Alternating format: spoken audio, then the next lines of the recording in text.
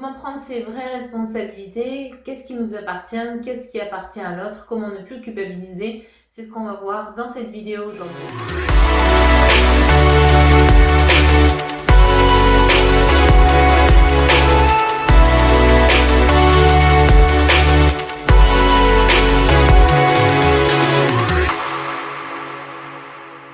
Bonjour, vous avez tendance peut-être à culpabiliser, à prendre trop vos responsabilités ou au contraire à les fuir. Eh bien, on va voir aujourd'hui quelles techniques vous pouvez utiliser justement pour pouvoir prendre simplement ce qui vous appartient, en tout cas prendre déjà votre partie, ne pas prendre la part des autres et puis éviter de culpabiliser. Alors, quand on se sent souvent coupable, quand on culpabilise de quelque chose, très souvent, ça veut dire qu'on n'est pas à sa place. Qu'est-ce que ça veut dire? Mais quand je dis on n'est pas à sa place, ça veut dire qu'on prend une responsabilité, on va porter une responsabilité qui n'est pas la nôtre. Et comme on ne sait pas en fait la régler, on va se retrouver comme avec un poids là dans les mains et on ne sait pas quoi en faire. Et on va culpabiliser parce qu'on ne va pas résoudre en fait ce problème, ce poids, on ne va pas arriver à le résoudre. Et c'est ça qui va très souvent nous donner de la culpabilité. Pour se débarrasser de la culpabilité, eh bien, il suffit simplement en réalité de rendre ce poids à qui il appartient parce que de toute façon, vous ne pourrez pas résoudre cette problématique-là, ce n'est pas la vôtre tout simplement, donc il faut la rendre. Quand j'ai dit ça, ça ne veut pas dire qu'on doit se dédouaner de toute responsabilité. Quand on est dans une relation à deux, on est responsable à 50-50, d'accord? On a toujours une part de responsabilité. Cette part de responsabilité, généralement, elle est toujours, grosso modo, à 50%. Donc, quand on prend toute la responsabilité, eh bien, on prend le 100%, et c'est pour ça que du coup, on va culpabiliser. Et quand je dis qu'on n'est pas à sa place, justement, c'est de revenir dans son 50%, donc dans sa place et de se dire, ben voilà, moi, qu'est-ce que j'ai dit? Comment je l'ai dit? Qu'est-ce que j'ai fait? Comment je l'ai fait? Voilà, est-ce que ça a été bien dit, bien fait? On peut aussi s'améliorer, on peut se rendre compte que, par exemple, ce qu'on a pu dire n'était pas très sympa, ou on a pu le dire peut-être sur un ton cassant, bon, parce qu'on était fatigué, parce qu'on était un peu irritable aujourd'hui. Donc on reprend toutes ces responsabilités-là en s'analysant, en revenant sur soi et on essaie justement de ne pas aller regarder ce qui se passe dans le 50 de l'autre. Voilà, chacun s'occupe de son 50, sinon on part en reproche. Voilà, on met oui mais toi tu as dit ci, mais toi tu as dit ça, le tu, vous vous rappelez, le tu, ça tue. Donc ne parlez jamais en tu, parlez en je et pour pouvoir parler en je, c'est de revenir justement dans son 50% à soi et d'aller analyser justement nous de quoi on est responsable. Voilà, quand chacun reprend ses responsabilités, et bien ensuite on peut revenir sur la situation, chacun quand on est prêt, et en reparler. Voilà, et ensuite apaiser les conflits si les deux sont OK avec ça, parce que de la même manière, pour pouvoir apaiser un conflit, il faut être à deux, donc chacun fait 150. Si vous vous excusez auprès de quelqu'un parce qu'effectivement vous vous rendez bien compte que ce que vous avez dit l'a blessé à lui, eh bien, soit il vous pardonne et c'est très bien, soit il ne veut pas vous pardonner et auquel cas, vous n'êtes pas responsable de ça. Si vous culpabilisez d'avoir dit tel truc alors que ce n'était pas intentionnel pour vous de blesser la personne, c'est que vous n'êtes toujours pas à la bonne place en fait. C'est que vous vous remettez dans la responsabilité de tout, donc dans le 100%. Donc revenez bien à ce que vous avez dit. Quel a été votre comportement une fois que vous avez pris connaissance que l'autre s'était vexé avec ce que vous avez dit? Si vous vous êtes excusé et que l'autre ne vous pardonne pas, vous ne pouvez rien faire de plus tant que l'autre n'a pas débloqué. Voilà. Donc pareil, pas de culpabilité avec ça. De la même manière, vous n'êtes pas responsable de comment l'autre va vivre ou ressentir ce que vous venez de dire. Ça, c'est très important à intégrer. C'est-à-dire que vous allez dire les choses surtout si elles sont avec une bonne intention, si votre intention est positive, si l'autre ne le reçoit pas positivement, vous n'êtes pas responsable de comment il a reçu. Voilà, ça c'est très important quand même à intégrer. Ça ne veut pas dire que vous devez complètement vous dédouaner de tout, mais justement pour éviter de culpabiliser et éviter de faire les raccourcis, de se dire je l'ai vexé. Non, c'est parce que peut-être la personne est un peu susceptible que du coup elle s'est vexée avec ce que vous avez dit. Vous êtes responsable de ce que vous dites, de comment vous le dites, de ce que vous faites, de comment vous le faites, et l'autre est responsable de comment il va accueillir ce que vous avez dit, ce que vous avez fait, comment vous l'avez dit, comment vous l'avez fait. Donc, faire le raccourci de se dire j'ai vexé telle personne, c'est faux. Chacun est responsable de ses émotions. Voilà. Alors, on évite les phrases du genre, oui, de toute façon, c'est pas ma faute, c'est toi, t'as qu'à être moins susceptible. Non, on respecte quand même l'autre, parce que c'est un peu facile, on respecte quand même l'autre dans son entité, tant bien même la personne est susceptible. Quand on reprend ses responsabilités, ça ne veut pas dire qu'on se dédouane de tout et qu'on doit laisser l'autre sur le carreau. Voilà. On peut expliquer à l'autre que nous, notre intention était positive, qu'on n'a pas voulu provoquer ça chez l'autre, qu'on est désolé que ce se soit produit chez lui. Voilà, on reste quand même dans la bienveillance, on ne se dédouane pas en disant c'est ton problème, c'est toi qui es susceptible. Même si il y a une part de vérité là-dedans, c'est-à-dire que vous n'êtes pas responsable de la susceptibilité de l'autre. Ça, c'est vrai. Si vous avez compris que vous n'êtes pas responsable des émotions que l'autre va ressentir quand vous allez dire quelque chose, l'inverse est vrai aussi.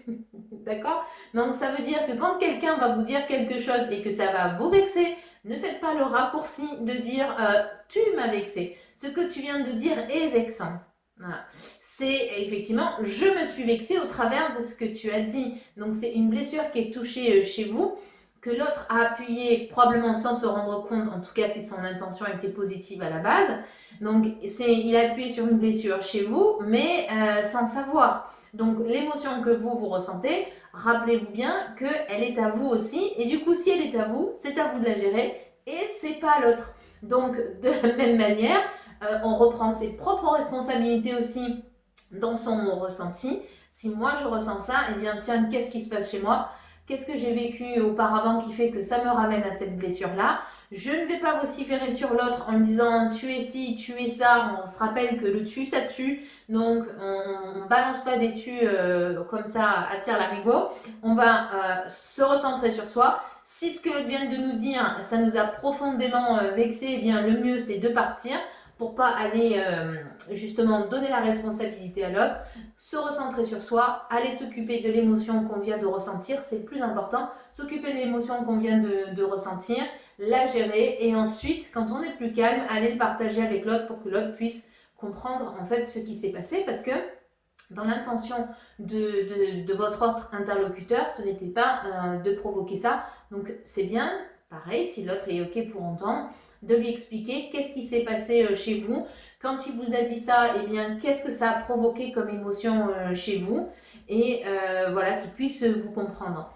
Dans le couple, comme en amitié d'ailleurs aussi, mais je prends l'histoire du couple parce que c'est bien de s'apprendre tous les deux, c'est de pouvoir dire à l'autre que voilà, ça, quand tu dis ça comme ça ou quand tu dis ça, ça me blesse. Voilà. Alors, c'est toujours à vous d'aller régler ça, mais vous pouvez expliquer à l'autre que, par exemple, quand, je sais pas moi, il vous traite gentiment de blonde, pour vous, vous le vivez pas comme étant une plaisanterie, mais c'est profondément blessant pour vous, par exemple, si c'est ça, ben, c'est de lui dire, voilà, toi tu le dis en plaisanterie et j'entends que pour toi c'est de la plaisanterie, d'accord? Quand vous dites j'entends que pour toi c'est de la plaisanterie, c'est-à-dire que vous le reconnaissez dans son intention.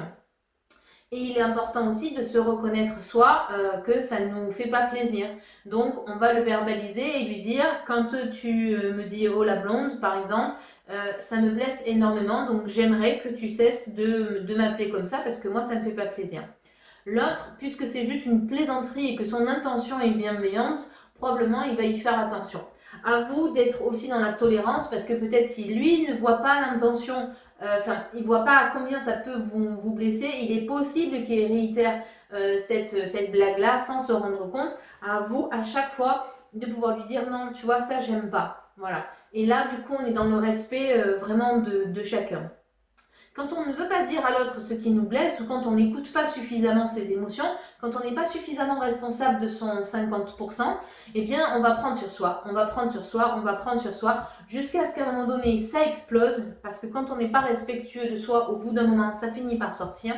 Et du coup, on va dire que c'est tout l'autre le responsable en disant j'en ai marre, ça fait 100 fois que tu me traites de blonde, j'en ai assez, c'est insultant, etc., etc. Et l'autre ne va pas comprendre et il n'y aura pas une construction, c'est-à-dire que vous n'allez pas pouvoir avancer là-dedans. C'est pas possible parce que chacun, vous allez rester sur vos positions.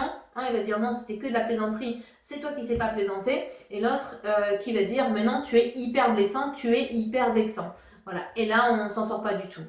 Donc, il faut savoir justement reprendre ses propres responsabilités, savoir ce que ça fait chez moi comme émotion, qu'est-ce que ça provoque chez moi comme émotion, se garder son émotion à soi en se disant que c'est la sienne, et puis une fois qu'on est plus calme, verbaliser à l'autre ce que ça nous a fait, et éventuellement, si on ne veut pas qu'il recommence telle ou telle action envers nous, tout simplement.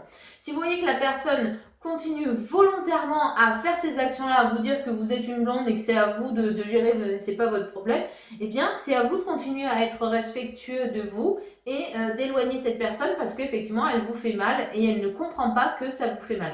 Donc, c'est à vous d'éloigner au fur et à mesure cette personne qui n'est pas positive pour vous. Tant bien même elle pense que c'est que de la plaisanterie.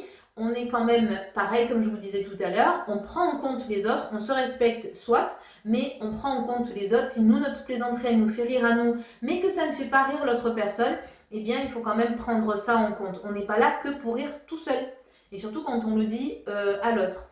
Donc, si on a l'habitude de dire « oh la blonde » par exemple, et que ça ne plaît pas à la personne avec qui vous vivez ou à une amie, tout simplement, ou à, voilà, j'allais dire à un ami, non, la blonde, vous n'allez pas dire ça à un ami, quoique.